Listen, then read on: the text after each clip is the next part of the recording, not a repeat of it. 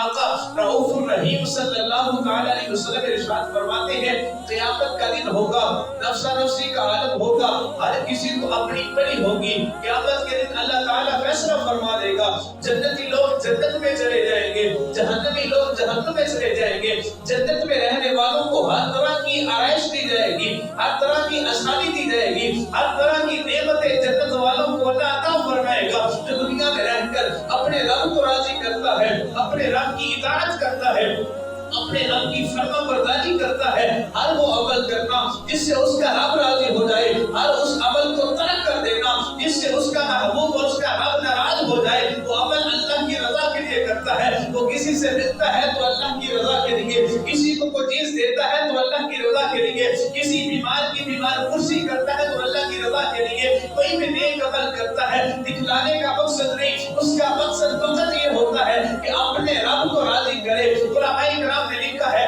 جب جنتی لوگ جنت میں چلے جائیں گے، محبوب کریم صلی اللہ تعالی علیہ وسلم نے ارشاد فرمایا اللہ اہل جنت سے پوچھے گا اہل جنت بتاؤ تمہیں کس چیز کی ضرورت ہے؟ اہل جنت کہیں گے یا ربی کریم، اے میرا مالک مولا تمہیں ہر نعمت تو ہمیں عطا کی ہے، کھانے کی ہر چیز یہاں موجود ہے، جو ہمارا دل کرتا ہے ابھی زبان پہ نہیں آتا، ابھی ہمارے دل میں بات ہوتی ہے، وہ چیز پک کر ہمارے سامنے رکھ دی جاتی ہے، اور کیا چاہیے اور کتنی نعمتیں چاہیے؟ میرا مالک کریم ہر نعمت ہمیں مل گئی۔ اللہ فرمائے گا اے میرے بندو بتاؤ اور تمہیں کیا چاہیے، تمہیں اور میں کیا عطا کروں؟ محبوب کریم فرماتے ہیں وہ لوگ دوڑیں گے علماء کرام کی طرف، لوگ علماء کرام کی بارگاہ میں آئیں گے، علماء سے پوچھیں گے اے گروہ علماء اللہ پوچھتا ہے اب بتاؤ میں تمہیں اور کون سی نعمت دوں؟ میں نے ہر نعمت تمہیں عطا کر دی، میں نے ہر سہولت تمہیں دے دی، میں نے ہر طرح کی آرائش تمہیں عطا کر دی ہے، اب بتاؤ تمہیں اور کیا چاہیے؟ گروہ علماء کہیں گے اللہ سے یہ طلب کرو کہ اے رب کریم ہمیں ہر نعمت تو مل گئی ہے،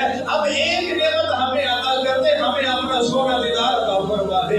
حضور فرماتے ہیں اللہ سب کو دیدار عطا فرمائے گا۔ اللہ تبارک و تعالیٰ کے محبوب فرماتے ہیں جہاں اللہ سب پر خاص تجلی فرمائے گا وہاں پر اللہ تبارک و تعالیٰ سب کو علیحدہ تجلی عطا فرمائے گا۔ یوں کہہ لیجئے اللہ سب کو علیحدہ دیدار عطا کرے گا، لیکن جب صدیق اکبر کی باری آئے گی اللہ سیدنا صدیق اکبر کو طرفہ دیدار کروائے۔